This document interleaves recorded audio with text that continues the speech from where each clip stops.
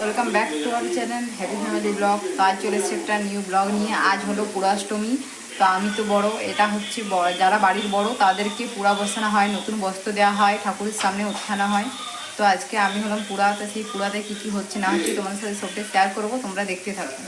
আর যেহেতু বাড়িতে পুরাতে সবাই নিরামিষ হচ্ছে, তো নিরামিষ রান্না কী কী হচ্ছে তোমাদের সাথে ভাবলাম সবটাই শেয়ার করি। তার সাথে কী কী পিঠে পায়েস হচ্ছে সবটাই তোমাদের সাথে শেয়ার করবো, তোমরা দেখতে থাকো। তো প্রথমে আমি চলে এসেছি রান্নাঘরে, রান্না কী হবে দেখতে। তা আমি প্রথমেই চলে এসেছি বাঁধাকপির ঝাল, আর এদিকে আমি মুগ ডাল সিদ্ধ করতে দিয়েছি প্রেসারে। তো আপাতত এই দুটোই, তারপর আর কী হবে দেখা যাক। তো আমার বাঁধাকপি এদিকে বোনায় রেডি করা আছে, আর এদিকে আমি মশলার গড় করছি। তো রান্নাটা হতে থাকুক, তোমাদের সাথে শেয়ার করছি। মশলা কষা হয়ে গেছে, মশলা থেকে তেল ছেড়ে এসেছে, এরপর আমি কপিটা দিয়ে দেবো। আর ডাল করার পর আমি বসিয়ে দিয়েছি বেগুন ভাজা, আর এদিকে আলু ভাজবো বলে আলু রেডি করে রেখেছি। বলেছিলাম না, তো প্রথমে আমি করে নিয়েছিলাম মুগের ডাল, বাঁধাকপির ঝাল, আর তারপর বেগুন ভাজা, আলু ভাজা, আর এই বীজ ভাজা। তো আমাদের 5টা তরকারি রেডি হয়ে গেছে। এরপর দেখি মা ঠাকুরের জন্য কি কি করছেন। তো এখানে ঠাকুরের পায়েস রেডি হয়ে গেছে, আর এদিকে কাঁকড়া হবে বলে তার খোল ঘাটার প্রিপারেশন চলছে। এরপর কী কী হয় দেখতে থাকো। রান্না করে স্নান করলাম, তো স্নান করে আমি রেডি হয়ে গেছি। এরপর আমি হবে যেটা পুরা, মানে পুরা বসা, সেটাই হবে। তো তোমার সাথে সেটা শেয়ার করবো, দেখতে থাকো। হয়ে গেছে, ঠাকুর নিয়ে চলে গেলেন। আর এইদিকে এবার আমাদের নিজেদের খাওয়ার জন্য হবে ডবল কাঁকড়া। তো এই যে চাচি দিয়ে বুট দেওয়া হচ্ছে, কড়াই বসে আছে।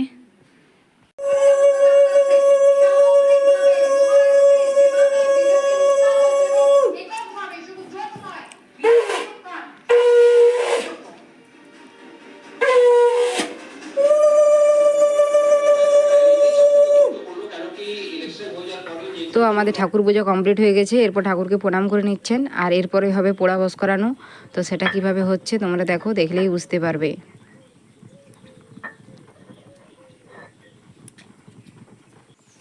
তো ঠাকুর পুজো হওয়ার পর আমার শ্বশুরমশাই পুরা ছিলেন, তো সেই জন্য দিদা আমার শ্বশুরমশাইকে আগে পুরা বসিয়ে নিয়েছেন। এরপর আমার শাশুড়ি মা আমাকে ডাকছিলেন পুরা বস করার জন্য।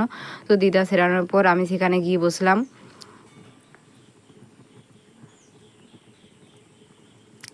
আর এরপরে হলো আমাকে পুরা বসানো। তো পুরার জন্য আমি পেয়েছিলাম এই শাড়িটা।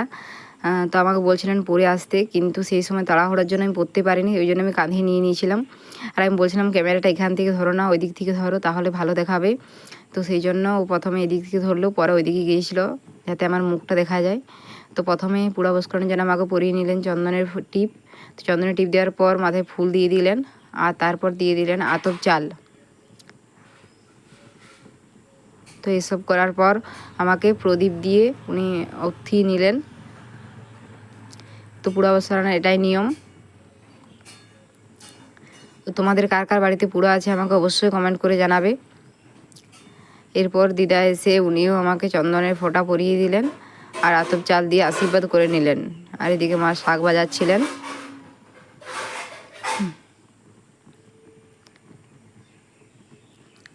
তো এভাবেই আমার এই বছরের পুরাটা কেটেছে।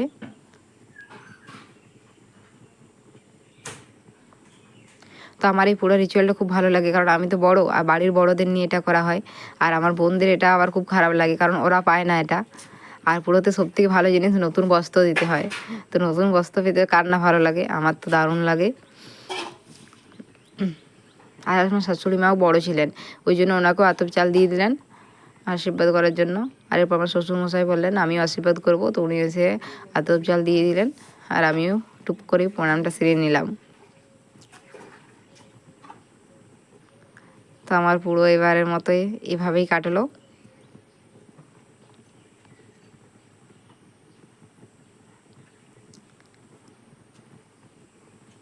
তো গাইস দেখো, পুরোতে আমি এই গিফটে পেয়েছি, এই যে ব্লাউজ আর এই যে বাটি প্রিন্টের শাড়িটা। তো তোমাদের কেমন লাগলো অবশ্যই কমেন্ট করে জানাবে। আর পুরো হওয়ার পর এটা করতে হয়, ওই গোবর সার দিয়ে উখলি তেড়ে তার উপর দুব্বা ঘাস আর কুলপাতা দিয়ে শেষে ঠাকুরকে প্রণাম করা হয়। আর এটা হলো লাস্ট নিয়ম পূজার। তো ভাবলাম তোমাদের সাথে শেয়ার করি এটা, আর এটাও তোমাদেরকে আমি দেখিয়ে দিলাম। তো আজকের ভিডিওটা আমি এখানেই শেষ করছি। আমাদের ভিডিও যদি তোমাদের ভালো লাগে তো অবশ্যই ভিডিওতে একটা করে লাইক, কমেন্ট আর শেয়ার করতে ভুলো না। আর যারা আমার চ্যানেলে নতুন তারা প্লিজ প্লিজ প্লিজ সবাই চ্যানেলটা সাবস্ক্রাইব করে পাশের বেল আইকনটা প্রেস করো, যাতে সমস্ত ভিডিও ছাড়লে আগে তোমাদের কাছে নোটিফিকেশন যায়। Tata guys.